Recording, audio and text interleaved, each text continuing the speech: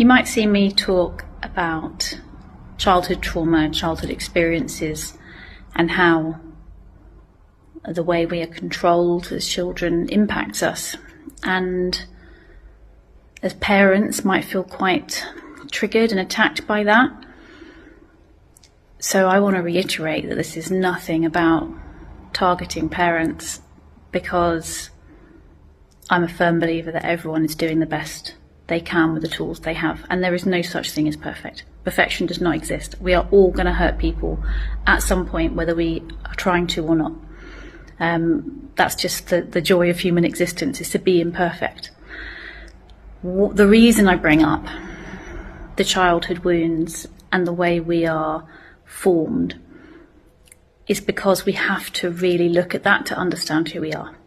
And we're not just talking our childhood story, we're talking generational stories.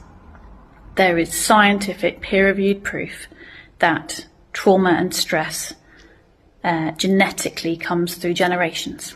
We can be scared of things that our ancestors were scared of.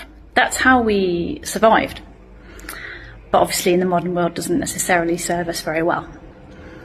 So accepting that generational trauma is going to impact us, and then 100% accepting that our birth story from the moment we were conceived and before that impacts us, allows us to truly look at who we are and how we've been formed, and to give all of that love. That's how we become whole. That's how we become authentic.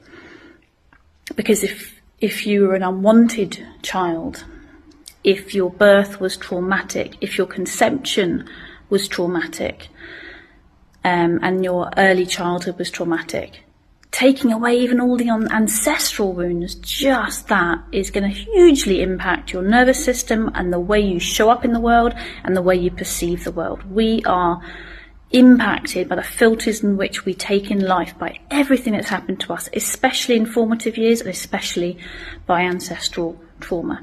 So anything I bring up about childhood is nothing about parent shaming, and everything about owning, accepting and learning who we are, how it impacted us, and then we can start to love it, and we can start to work towards doing the best with what we know.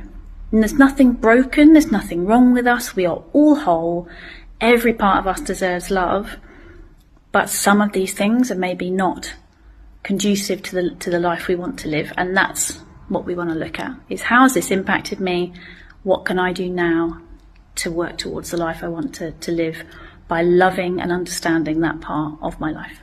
I hope that helps and makes sense.